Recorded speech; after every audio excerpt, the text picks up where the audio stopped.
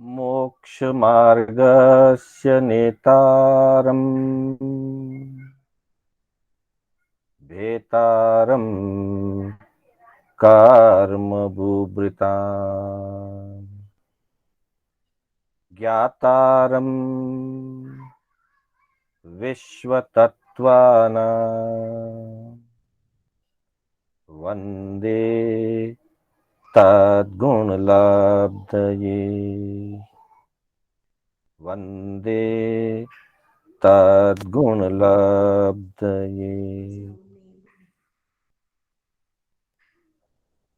अनंत उपकारी आस्था के आयाम चरम ये आवाज तीर्थक बहुत लो है। श्रवण भगवान महावीर को वंदन। प्रभु की परंपरा में विचरण करने वाले समस्त चारित्र आत्माओं को वंदन। आत्मबंधुओं, सुशील माताओं एवं बहनों, श्री कर्नाटक जैन स्वाध्याय संघ बैंगलोर के तत्वावधान में आयोजित आगम गाथा विवेचन के तीसरे सत्र में हम आत्म स्वरूप की चर्चा करने जा रहे हैं। अभी तक हमने धर्म स्वरूप और विनय स्वरूप की चर्चा 2 सत्रों में की थी और तीसरे सत्र में हम आत्म स्वरूप की चर्चा करने जा रहे हैं, जिसके अंतर्गत हमने पूर्व में अभी तक 4 गाथाओं का परिचय लिया। सबसे पहले आत्मा के अमूर्त स्वरूप को समझने के लिए उत्तरार्जुन सूत्र की 14वें अध्ययन की 19वीं गाथा में कि आत्मा वर्ण, गंध, रस और स्पर्श रहित होती है, अमूर्त भाव में होती है, इसलिए वो इंद्रियों से ग्राह्य नहीं है। इंद्रियों के द्वारा सीधे तौर पर आत्मा को जाना नहीं जा सकता।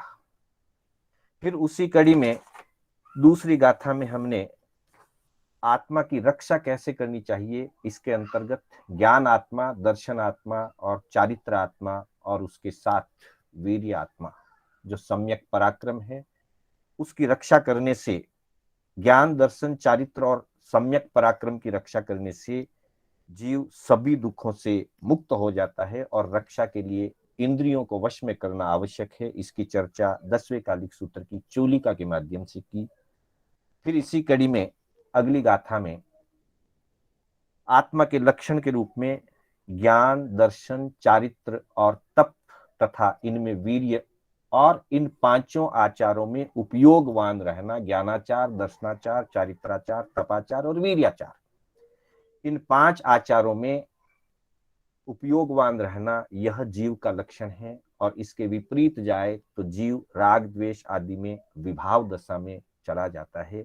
इसकी चर्चा हमने तीसरी कक्षा में की और कल चौथी कक्षा में हमने इस बात को जाना कि अप्पा कत्ता विकत्ता, यह आत्मा ही करता है और आत्मा ही भोगता है, चाहे वो दुख रूप कर्म हो चाहे सुख रूप कर्म हो। दोनों ही प्रकार के कर्मों को करने वाला और भोगने वाला आत्मा ही है। अर्थात जब ये बात समझ में आ जाती है कि मेरे सुख दुख का कारण मैं स्वयं ही हूं, कोई और नहीं है, तब वो अपने आप को दुखों से बचाने के लिए सुपथ पर, सुप्रवृत्तियों में चलता है और अपना मित्र बन जाता है। और जब वह इस बात को नहीं समझता, तब वह आत्मा अज्ञान दशा में रह करके दुष्प्रवृत्तियों में चलता है और दुष्प्रवृत्तियों में चलता हुआ अपने लिए दुखों का निर्माण करता है और तब स्वयं ही स्वयं का शत्रु बन जाता है। अर्थात बाहर कोई शत्रु या मित्र नहीं है, जो कुछ है अंदर ही है। फिर भी संसार में व्यक्ति माया में भटका हुआ अथवा अज्ञान दशा में रहता हुआ वो बाहर मित्र भी ढूंढता है और बाहर शत्रु भी ढूंढता है। इसी से संबंधित आज की गाथा हम आगे करने जा रहे हैं। आज की गाथा का मैं पहले उच्चारण करूंगा, फिर इसका अर्थ और विवेचन हम समझने का प्रयास करेंगे। आज की गाथा उत्तरार्जुन सूत्र के 9वें अध्याय अर्थात नमी पवज्जा जिसको हम कहते हैं, नमी राज ऋषि और शक्रेंद्र ब्राह्मण के रूप में जब वो उपस्थित होते हैं, उनका जो संवाद चलता है उसी संवाद में से एक गाथा ली गई है, 34वीं गाथा। जो सह सम सहसाणम संगा में दुज्ज ए जीने एगम जीने ज अप्पाणम एस से परमो जऊ जो सह समसहसाणम संगा में दुज्ज ए जीने एगम जीने ज अप्पाणम एस से परमो जऊ। बंधुओं, इस गाथा में यह बताया गया है कि जो व्यक्ति बाहर शत्रुओं को ढूंढता है वो किन से युद्ध करता है और वास्तव में जीतना किसे चाहिए, इसकी चर्चा इस गाथा में की गई है। पहले इसका एक बार अर्थ देख लें। जो यानी जो साधक या जो आत्मा, सहस्म सहस्राणम, सहस्म यानी हजार और सहस्राणम यानी हजारों, यानी कि हजारों हजार अर्थात लाखों, कम से कम 10 लाख या उससे ज्यादा लाखों, संगा में संग्राम में युद्ध में दुर्जय, जो बड़े दुर्जय हैं, जिनको जीता जाना बड़ा कठिन है, मुश्किल है, फिर भी ऐसे लाखों, 10 लाख या उससे भी ज्यादा लाखों सैनिकों को जिन्हें यानी जो जीतता है, फिर भी एगम यानी एक, जिणेज यानी जीतना, अप्पाणम अपनी आत्मा को, एस यानी यह, से यानी उसकी, उस आत्मा की, उस साधक आत्मा की, परमो जयो, परम जय है, परम विजय है। अर्थात इस गाथा में यह बताया गया कि एक तरफ व्यक्ति बाहर, अगर उसे बाहर शत्रुता नजर आती है तो बाहर युद्ध करता है, और ऐसे युद्ध में युद्ध करने वाला जो साधक नहीं है, सुभट है, सैनिक है, सेनापति है अथवा राजा हो सकता है, और मान लीजिए वो दुर्जय बड़े भारी शत्रुओं को, व्यवहार पक्ष में लाखों लाखों सैनिकों को जीत सकता है, जीत लेता है, जो बड़ी कठिनाई से जीते जाते हैं, ऐसे सैनिकों को भी वो जीत लेता है। परंतु क्या उसकी वह विजय परम विजय है, अंतिम विजय है? नहीं। वो हजारों हजार लाखों सैनिकों को जीतने वाला भी, अनेकों युद्ध जीतने के बाद भी संसार में कई बार दूसरे छोटे या बड़े युद्ध में हार जाता है। अर्थात ये उसकी परम विजय नहीं है, अंतिम विजय नहीं है, आत्म विजय नहीं है। लेकिन उसके विपरीत अगर कोई साधक है, जो सच्चा साधक है, जो आत्म बोध को जागृत कर चुका है, उसको बाहर शत्रु दिखाई ही नहीं देता, क्योंकि बाहर वास्तव में शत्रु है ही नहीं। कल ही हमने चर्चा की थी, मित्तम अमित्तम, मित्र और अमित्र अपनी ही आत्मा है, वही सुख और दुख का निर्माण करती है और वही भोगती भी है। तो ऐसी जो आत्मा, जिसे यह बोध हो जाए, वो अपनी आत्मा को जीतता है। एगम जिनज्जापाणम, ऐसा साधक अपनी आत्मा को जीतता है, और जो अपनी आत्मा पर विजय प्राप्त करता है, उसके लिए कहा एस से परमो जओ, यही उसकी परम विजय है, यही उसकी अंतिम विजय है, और यही उसकी आत्म विजय है। पर को जीतने वाला वीर हो सकता है, सुभट हो सकता है, सैनिक हो सकता है, योद्धा हो सकता है, क्षत्रिय हो सकता है, लेकिन अपनी आत्मा को जीतने वाला महावीर होता है, अपनी आत्मा को जीतने वाला ज्ञानी होता है, अपनी आत्मा को जीतने वाला आत्म विजेता होता है। यह प्रसंग नमिराज ऋषि के जीवन का है। जब नमिराज ऋषि कंगन की आवाज सुन करके, कंगनों की खनखनाहट से, और बाद में वो घटना कहानी हमको सबको मालूम है, रानियों ने एक शकुन रूप कंगन रख करके बाकी की कंगन खोल के रख दी थी, उसी प्रसंग से उनको एकत्व भावना की जागृति हुई। और उस एकत्व भावना में उन्होंने जाना कि जहां दो है वहां दुख है, जहां दो है वहां अशांति है, दो या दो से अधिक कितने भी हो वहां अशांति रहेगी, और जहां एक है वहां शांति है, आत्म शांति। और चिंतन करते करते उनको लगा कि मैं और मेरा राज्य ये दो है तो अशांति रहेगी, इसलिए मुझे दो नहीं रखने हैं, मुझे एक रहना है, राज्य का त्याग कर दो। फिर देखा मैं और मेरा परिवार ये भी दो है तो अशांति रहेगी, मुझे शांति चाहिए, मैं परिवार का त्याग कर दूं, मैं अकेला हो जाऊं। अकेले हो गए वो।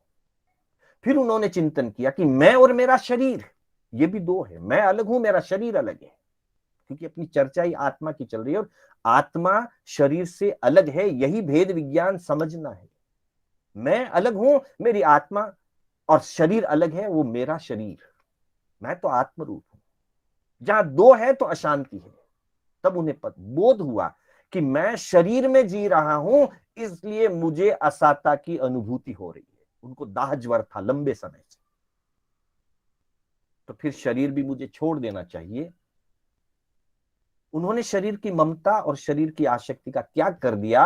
अब असाता उनको सता नहीं रही है, अब दाह ज्वर उनको असमाधि उत्पन्न नहीं कर रहा है, और वो अगले ही दिन अभिनिष्क्रमण करके संयम लेने के मार्ग पर निकल पड़ते हैं।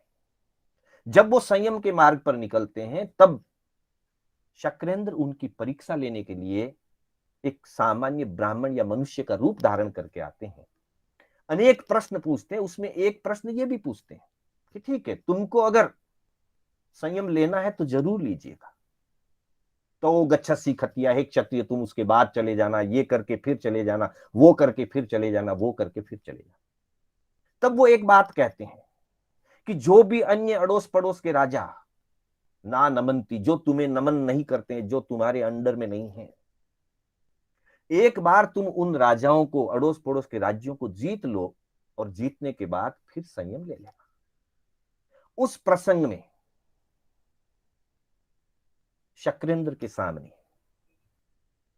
नमी राजऋषि यह कथन करते हैं कि जो सहस्रम सहस्राणम, जो हजारों हजार लाखों योद्धाओं को जीतता है, वो परम विजय नहीं है।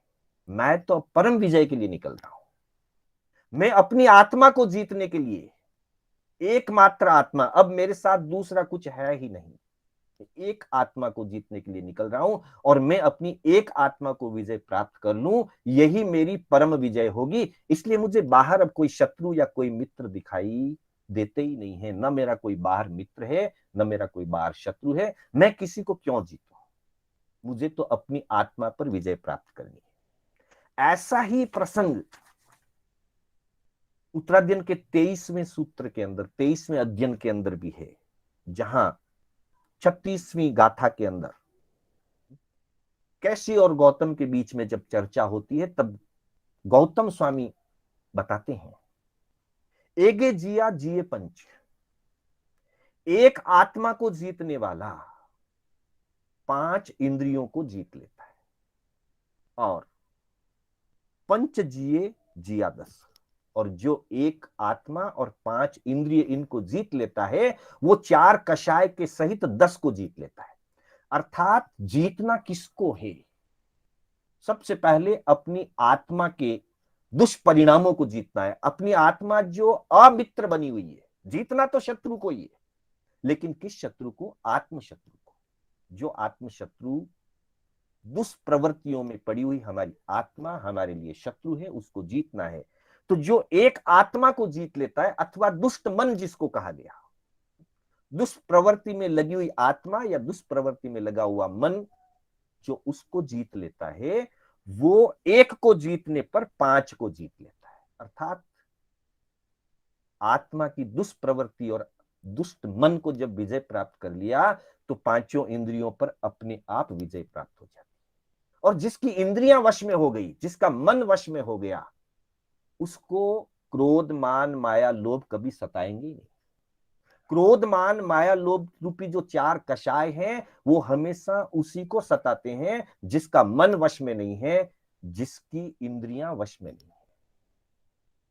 और जो एक आत्मा को या एक दुष्ट मन को जीत लेता है, वो 5 इंद्रियों को जीत लेता है, और इन 6 को जीतने वाला 4 कषाय को भी जीत लेता है, अर्थात पंच जिए जिया 10। और तब कहते हैं कि 10 सहाउ जिनताणम, इन 10 को जो जीत लेता है, 4 कषाय, 5 इंद्रियां और दुष्ट मन या दुष्टात्मा, इन 10 को जो जीत लेता है, सव्व सत्तु जिनाम हम, उसके लिए सारे शत्रु जीत लिए जाते हैं।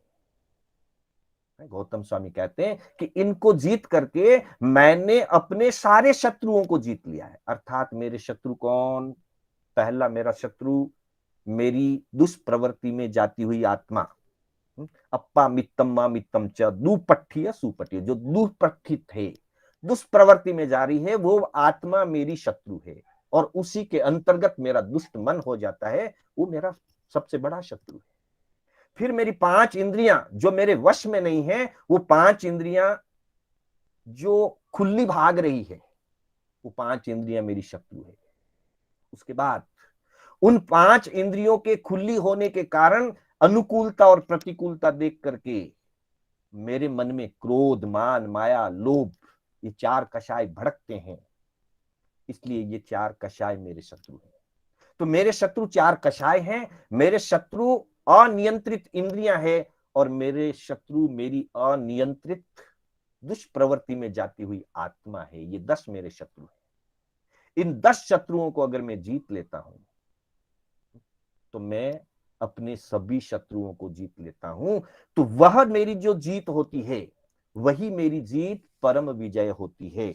ऐसी ही चर्चा पहले अध्ययन में भी कही गई है, उत्तराध्ययन सूत्र के पहले अध्ययन है, अप्पा चेव दमे यव्वो। अगर किसी को जीतना है, किसी को दमन करना है, तो आत्मा को ही दमन करना है, अपनी आत्मा को ही जीतना है, बाकी कुछ नहीं। क्योंकि जो अपनी आत्मा को जीत लेता है, बड़ा कठिन है अपनी आत्मा को जीतना। इसलिए कहा ना कि हजारों लाखों सैनिकों को जो जीत लेता है, वो भी आकर के अपनी आत्मा पर विजय पाने में असफल हो सकता है। अर्थात अपनी आत्मा को जीतने के लिए बहुत अधिक पराक्रम की जरूरत होती है। अपनी आत्मा को जीतने के लिए उत्कृष्ट पराक्रम की जरूरत होती है। संसार के युद्ध को जीतने के लिए भी पराक्रम चाहिए, पर वो पराक्रम बाह्य है, वो पराक्रम शारीरिक है, वो पराक्रम हथियारों का है, योद्धाओं का है, सैनिकों का है। लेकिन अपनी आत्मा को जीतने के लिए सिर्फ और सिर्फ स्वयं का ही पराक्रम काम आता है। वहां बाहर का कोई सहयोगी नहीं हो सकता, कोई हथियार काम नहीं आ सकता। वहां अपना ही पराक्रम, आत्मा का ही पराक्रम चाहिए। संयमम ये वीर्यम, संयम में वीर्य स्वयं का ही लगाना होता है। इसलिए कहा कि अपनी अपनी आत्मा को विजय करना या अपनी आत्मा का दमन करना, अपनी आत्मा को जीतना, ये बहुत ही मुश्किल है। और जो अपनी आत्मा को जीत लेता है, वही इस लोक में और परलोक में सुखी होता है। क्योंकि वो इस लोक और परलोक में सुखी होता है, उत्कृष्ट पराक्रम से उस आत्मा को जीता जाता है, इसलिए उस विजय को, आत्म विजय को परम विजय कहा गया है। तो पुनः हम ध्यान दें, जो सहस्रम सहस्राणम संगामे दुज्जये जिने। अब देखिए यहां तुलना करके दी कि जो व्यक्ति बड़ा वीर हो, बड़ा पराक्रमी हो, बड़ा योद्धा हो, और वो दुर्जय भयंकर संग्राम के अंदर लाखों लाखों को सैनिकों को जीत लेता है, सुबटों को जीत लेता है, लेकिन वह भी अपनी आत्मा को जीत नहीं पाता। और जो अपनी आत्मा को जीत लेता है, एक अपनी आत्मा को जो जीत लेता है, अब उसके लिए सारे शत्रु विजित हो चुके हैं। अब उसका कोई शत्रु बचा ही नहीं है, वास्तव में कोई शत्रु था ही नहीं। लोभ के कारण, मोह के कारण हमने संसार में शत्रु जैसी फौज खड़ी कर रखी है, पर वास्तव में शत्रु की फौज बाहर नहीं है, शत्रु की फौज हमारे अंदर में है। और उसको जो जीत लेता है, पर वहां बहुत पराक्रम की जरूरत होती है, फिर भी उसको जो जीत लेता है, वो उसकी परम विजय होती है। इसलिए कहा कि बाह्य युद्ध से भी अंतर युद्ध के लिए विशेष पराक्रम की आवश्यकता होती है। बाह्य युद्ध तो किसी भी तरीके से जीता जा सकता है, लेकिन अंतर से स्वयं को जीतने के लिए जो पराक्रम चाहिए, वो सम्यक ज्ञान दर्शन चारित्र और तप से ही आ सकता है, सिवाय दूसरा कोई उपाय नहीं है। तो इन्हीं शब्दों के साथ मैं अपने शब्दों को विराम देना चाहूंगा। समय हो चुका है। मेरे बोलने में कोई स्खलना हुई हो अथवा जिनाज्ञा विपरीत कोई कथन हुआ हो उपयोग चूकने से, तो उसके लिए बारंबार मिच्छा